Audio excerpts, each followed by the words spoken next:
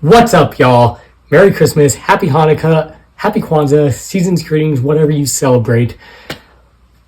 Hope y'all are having an awesome holiday season. I've wanted to make this video for a while now, but was busy with nursing school. And now I finished my first semester. I finally have time to make it for y'all. So sit back, relax, grab your popcorn, you filthy animals, because this is a nursing student diagnosis home alone injuries.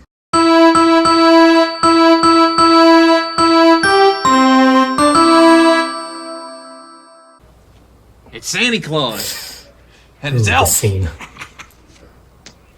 We're not gonna hurt you. No.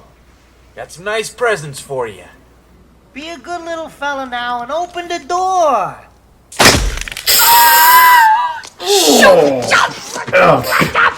Poor Harry. Three major concerns right here. First of them being what's called testicular torsion. Now, testicular torsion is where the testicle twists on itself and cuts off its own blood supply. This is an emergency. You don't toy around with this, guys. It requires immediate surgery, and that is where the surgeon will cut open your scrotum, untwist the testicle, and even adhere it to the scrotal wall to help prevent future complications. Another concern I could have would be varicocele. I would also be concerned about testicular rupture.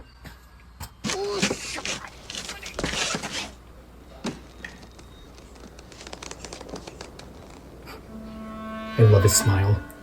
Hello.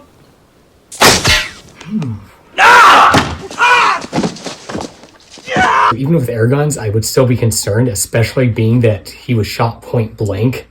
Right here, you're looking at possible fracture of the bridge and bruising, maybe some bleeding. He's lucky it wasn't in one of the eyes. You'll shoot your eye out. Because he could totally lose his eye. The music in this movie is so good. Top notch.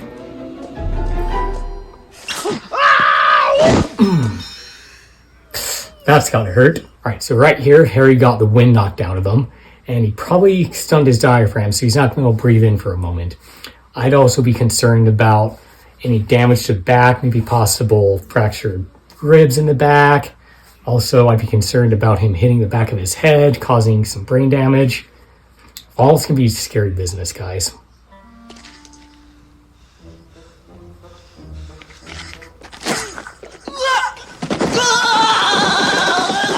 Oh, ouch. Yeah, Marv is done for the night, guys. He's not getting up. You don't get up from a fall like that. I'm talking, he probably has a fractured pelvis, fractured ribs, fractured spine, fractured head. He's hit his head so many times, I'd be worried about several concussions and brain bleeds, brain injuries. I'd also be worried about his broken ribs, lacerating and puncturing his lungs, which could cause a pneumothorax. A pneumothorax is where your lung collapses and it's no longer able to expand for air, so you're going to have a difficult time breathing. I'd also be worried about lacerated and ruptured spleen, kidneys. With his fractured spine being a possibility, I'd be worried about some spinal cord damage there. Yeah, his night's over. He's not getting up. I honestly don't get why he turns on the light here. He already has the light in the back.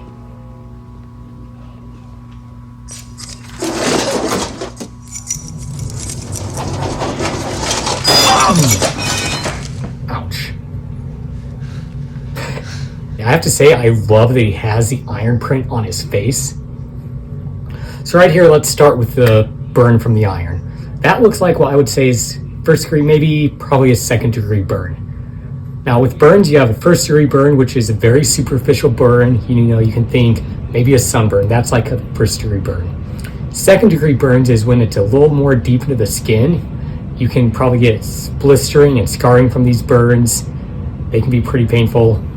Third degree burn is where basically it starts to do some muscle damage, vessel damage. You have nerve damage, tendon damage. Usually with third degree burns, they can be severe enough that your nerve endings are burned off and you don't really feel any pain. Fourth degree burns are very serious. That's where it's basically burned down to your bone and your bones burned. With any type of burn, you have to be always worried about dehydration and loss of fluid as your body sends all the fluid to try to repair the area. With the iron, I'd be worried about orbital fractures. The orbitals are the bones around your eye. I'd also be worried about if the iron hit his eye at all, because that's going to result in a corneal burn, which could also result in a corneal ulcer, which could result in his corneas and eyes getting infected.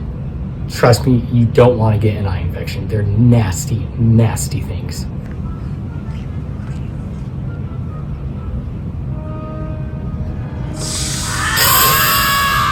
Oh. Ouch.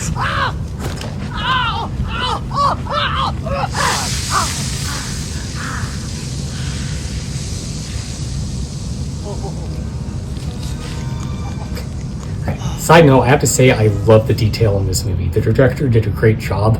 I love how he has the McAllister M branded into his hand. Now, as far as injury goes, you're looking at a second-degree burn. He's going to have some blistering, some permanent scarring. That M is always going to be there. You want to know? Look at these scars. Now, it wasn't the smartest move for him to put his hand in the snow. While with burns, yes, you want to stop the burning. You want to get it under cool, room temperature water, but you don't want to do snow or ice. That's polar opposite, and that's going to do more harm than good. Oh, you in trouble, dum-dum. Some medical treatment I would expect him to see at the ER would possibly be burn ointment and burn cream, get his hand wrapped up. They might also give him a prophylactic antibiotic. Now, if you don't know what prophylactic means, it's essentially preventative. That is essentially when they give you an antibiotic to help prevent any infections that could occur from the burn, or if you get surgery and they have to cut you open.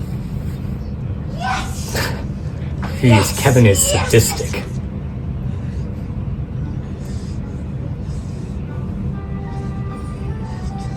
Alright, this scene, I don't know why, but it always grossed me out as a little kid.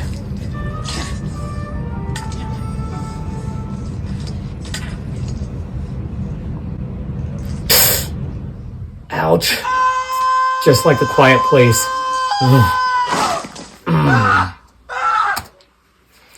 Alright, so a couple of concerns. My first being the fall. I don't know how high up that was. It looks like it was pretty high up, maybe 10 steps. I'd be worried about the fall. You're looking at possibly some fractured ribs, damage to the internal organs there. Also, I'd be worried about if he hit the back of his head there. Again, you're going to look at like some bruising of the brain, some bleeding. And as far as the nail goes, he's going to be needing a tetanus shot. Even if you're up to date, they probably still give him one to be sure, on the safe side. And if that punctured any nerves or vessels, there's going to be some damage there. Another concern I'd have is that it came out. Usually with a puncture wound like that, you want to leave the nail or whatever punctured your skin there, because if it did puncture an artery, that's the only thing keeping the blood from going all over the place. You want it to be pulled out in the emergency room by a doctor, so in case there is bleeding, they can attend to it and treat it properly immediately. Dude, why are you just standing there? Burn, baby! Burn!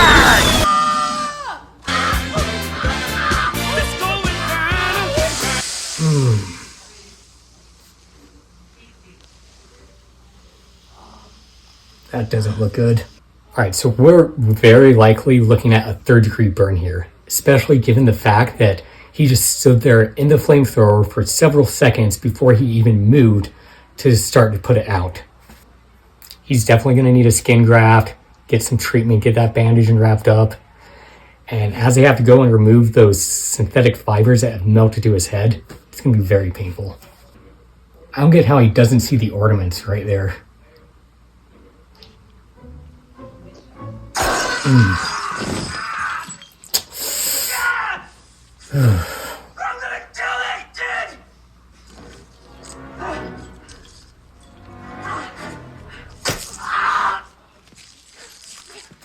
I don't get why, once you're standing up, why you take a tiny step. I would just take a giant step forward to avoid stepping on any more of those. So concerns here, I'm concerned because normally in your field of vision, you're supposed to be able to see the ground in front of you. Marv here clearly doesn't see the ground in front of him. Stepping on those glass ornaments, I'd be concerned about several micro cuts in his skin, as well as some probably bigger lacerations. He might need some stitches. I'd also say there's a chance that some of the micro pieces of glass could have gone into his cuts and get into his bloodstream. And as far as the bigger ones go, he's lucky it's colored because it's going to be easier for the doctors to remove. Why the hell did you take off your shoes? Why the hell did you take your shoes off? Excellent question, Harry. Dressed like a chicken.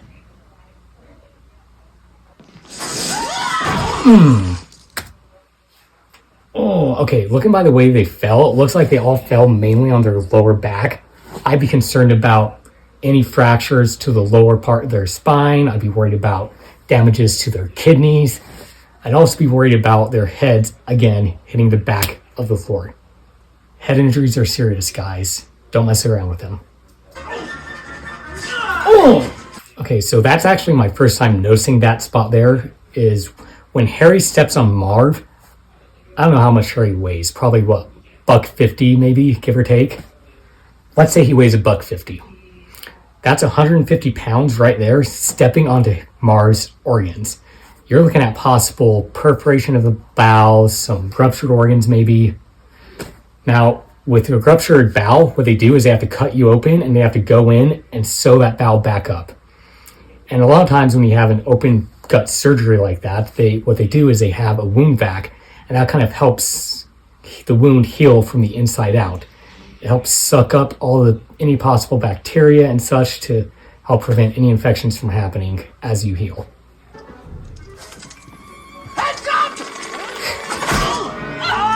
I love Marv's face right Don't there. worry, Marv, I'll get him for you.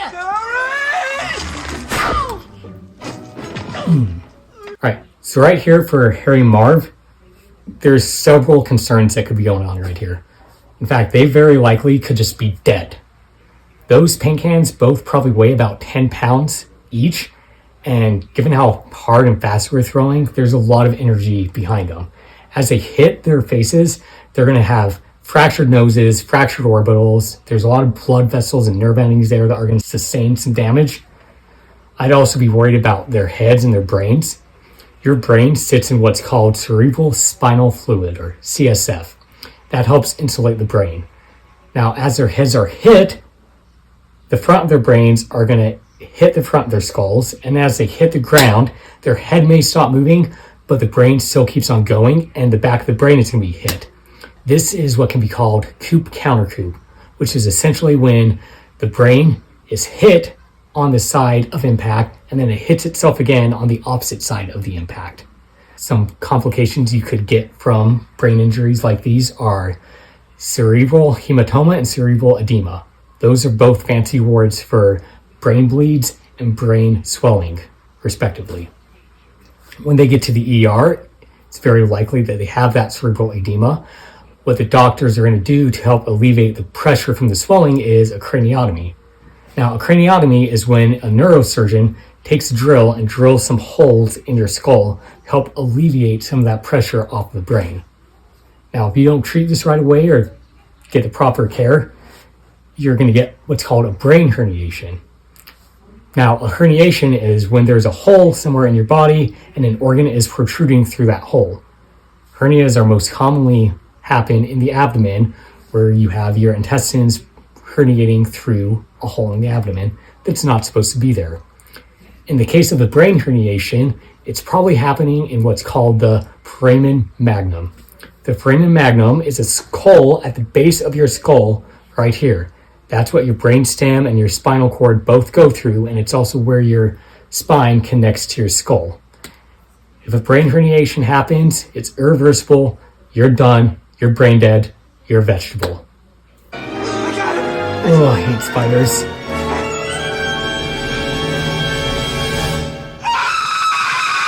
Who's my arachnophobes out there? Wouldn't we all be screaming like Marv right here? With any venomous animal, such as spiders, snakes, lizards, whatever, we'd be concerned about bites. Now, if he got bit here, he would be getting some anti-venom to help nullify some of the effects of the venom that's now in his bloodstream. Bites are serious, especially black widow bites. Marv? Marv, what are you doing? Marv. Ouch!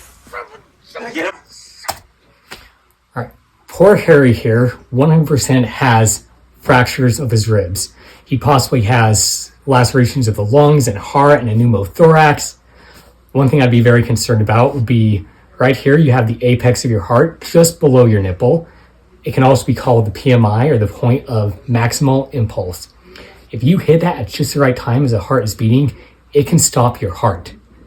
That's why every Little League game and a lot of baseball games have AEDs in case a grounder goes astray and hits you right in the PMI. I'd also be concerned about his sternum. At the tip of your sternum, right above the diaphragm, you have what's called the xiphoid process of your sternum. It's kind of like the tip of a knife. If that breaks off, it could puncture and lacerate his diaphragm and do some damage. Not a pretty sight. Harry is in a world of hurt right here. What I don't get is why are they going through the rope? Just go through the house. You already know what traps are there.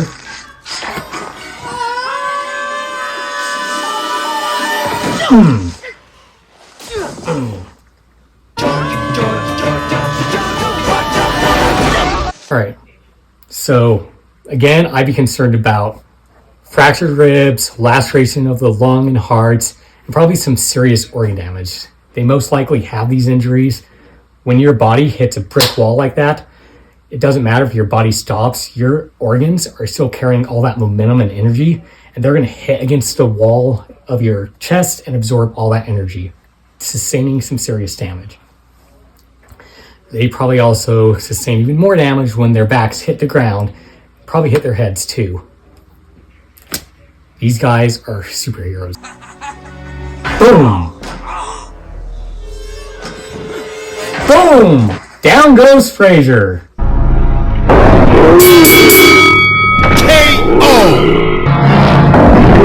Double kill. Honestly, I'm a bit surprised. Not the paint cans to the face, not the falls down the stairs, not the crowbar to the chest, not the hit of the wall, not sliding down the ice and hitting your head several times. None of that took them out. A snow shovel to the head took them out. Okay. With all these head injuries these guys have sustained, I'd be very concerned about what's called CTE. CTE stands for chronic traumatic encephalopathy. While CTE can happen after one head injury, it's pretty rare and it's more likely to happen if you've had several head injuries. That's why every time you get a head injury, you need to get it checked out. These are serious, concussions are serious. I'm so glad that we have come a long way and in sports and monitoring concussions, you shouldn't return to play until you've cleared concussion protocols. They're serious. CTE is a lot like Alzheimer's. It's when your brain starts to deteriorate and rot away. Eventually you have memory loss, cognitive impairment, your mood changes, you're a lot more moody, and eventually it gets to the point where it's so bad that your vital functions such as breathing and your heart beating can even cease to function. This is what ultimately kills people with CTE and Alzheimer's. And unfortunately, there's no treatment for it. Like Alzheimer's, there's things you can do to help slow the progression, but you can't reverse any damage that's been done or prevent future decay of the brain. It also can't be fully diagnosed until after you're dead and they perform an autopsy. I really hope Marv and Harry have some good insurance because they're going to be racking up those medical bills. This is your pill. Y'all, I hope y'all have a fantastic and Merry Christmas, Happy Kwanzaa, Happy Hanukkah, whatever holiday you celebrate. Happy holidays and season greetings. Hope y'all have a great one. Take care. And a pneumothorax is essentially when the lung collapses and it's very difficult to breathe because that lung is collapsed. Prophylactic is the term used to describe prevention. Essentially, it's when they give you an antibiotic. So he probably very well likely... That's redundant. You shouldn't return to play until you've cleared concussion protocols. They're serious. CTE is a lot like CTE is a lot like Alzheimer's. It's when your brain starts to deteriorate